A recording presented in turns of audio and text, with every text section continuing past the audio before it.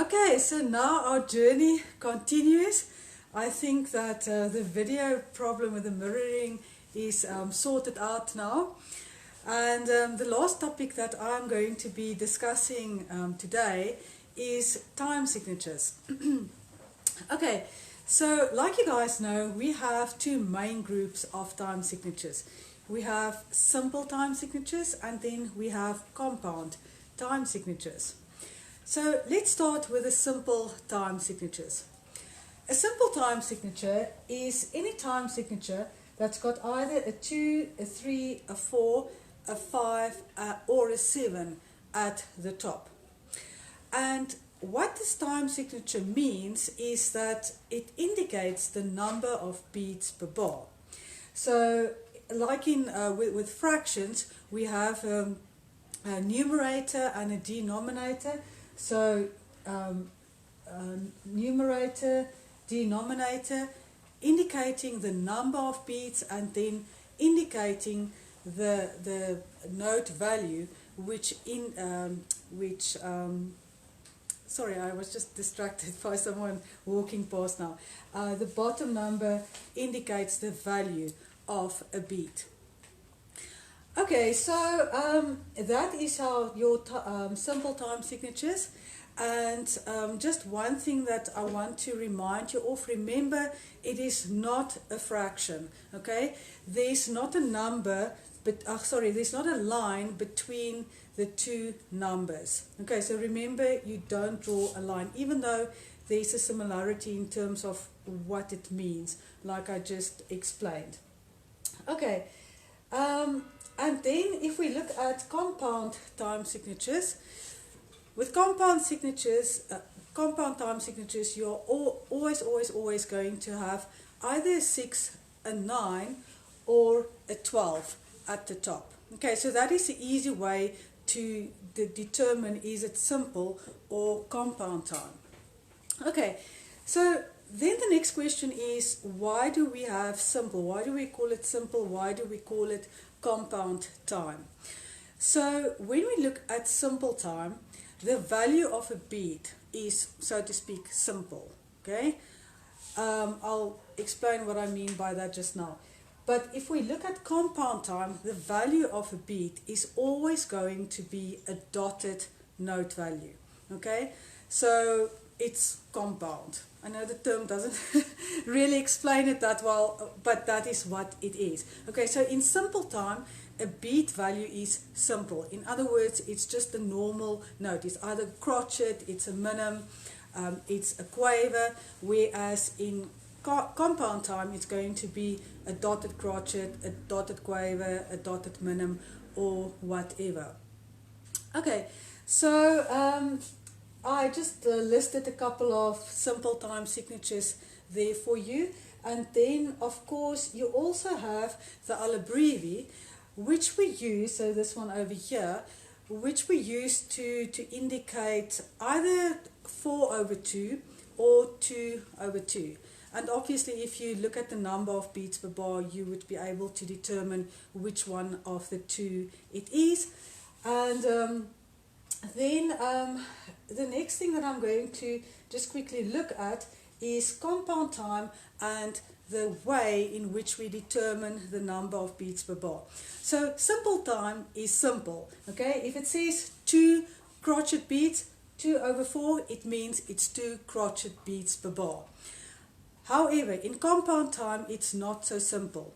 In compound time, if we take, for example, 6/4, the only thing it actually indicates is that the bar is going to equal 6 crotchets, okay, but it doesn't say anything about the actual beats in the bar. In order to work out how many beats you have per bar, you have to do the following calculation. So you are going to divide, I'm just going to quickly jump to this example. Say for example the compound time signature is 6/8. To determine the number of beats per bar, what you do is you're going to divide the top number by 3 and the bottom one by 8, and that's going to give you 2/4. Okay, now what this 2/4 means is that you are going to have 2 dotted crotchet beats in a bar. Okay, so our simple time signature 2/4 relative compound time signature is 6/8. Okay, so that is how we work out the relationship.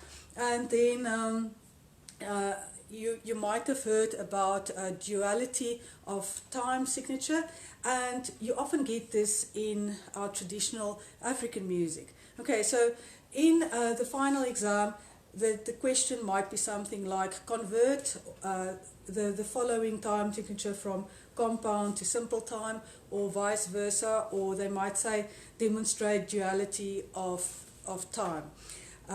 Time signature. Okay, so this is now basically what they're referring to, is they want you to demonstrate that you know how to convert from a simple time signature to its relative compound time signature, or vice versa. Okay, so if we work from this side, from compound time, I already showed you the calculation. And this part that you divide by 3 and 2, it always stays the same. So whether your time signature is 9/8, 12/16, it doesn't matter. You're always going to divide the top number by 3 and the bottom one by 2 to get to the relative simple time signature. Then if we do it from the other side, from the simple time signature, we're going to multiply. Okay, you guys know maths, you know this is how it works in maths as well. Okay, so we're going to then multiply the 2 by 3, which gives us 6, and then we're going to multiply the 4 by 2, which gives us 8. So 2/4's relative compound time signature is 6/8. Okay, so let's just quickly do an example on the board of that. So say we have a 2/4 and it looks like this. I'm going to just keep it very, very simple so that you can see how I do it. And now they say, okay, demonstrate duality of time signature. So you already know that the relative compound time signature of 2/4 is 6/8, so I don't need to work that out now. So the important part here is your beats. Okay, it must sound exactly the same in your compound time. Okay, so 2 crotchet beats in a bar. You can see there's beat 1, there is beat 2. Okay, so the value of a beat in 6/8 is, like I said, when I explained this part, is that you're going to have 2 dotted crotchet beats per bar. Okay, so the first beat is going to turn into a dotted crotchet that consumes the whole beat. This crotchet consumes the whole beat. And now we have 2 quavers which fill the crotchet beat. So how are we going to convert it that it sounds the same in compound time? Okay, and this is where your irregular note groups come in. So very simple, we're going to use a duplet. In this case, 2 quavers in the time of 3 quavers. Okay, so that's basically how you're going to convert it. So whenever you work with simple time and you split the beat in 2, it's going to become 3 subdivisions in compound time. Very easy to fix. You just put an irregular note group. Okay, likewise, let's quickly take another example. Let's take 9/8, and I want you to quickly just see if you can work out on your own the relative simple time signature. So you can look at this formula here. Okay, so I trust that you worked out that you're going to divide the 9 by 3. Okay, and the 8 by 2, so that's going to give you 3/4, meaning 3 dotted crotchet beats per bar. Okay, so say for example they give you this. just writing something random here.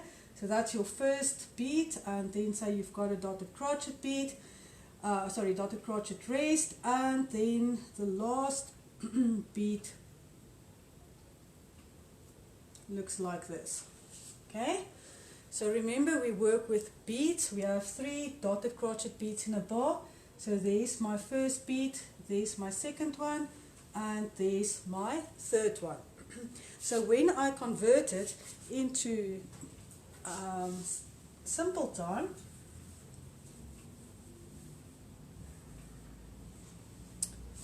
it's going to look like this. So luckily I already know, oh sorry, the board is moving. Okay, so we know the relative simple time signature is 3/4.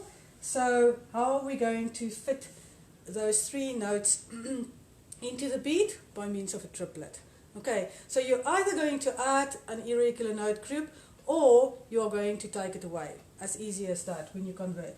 So I'm just going to add a triplet. Oh, sorry, not that, like this. Okay, so now I have 3 quavers in the time of 2.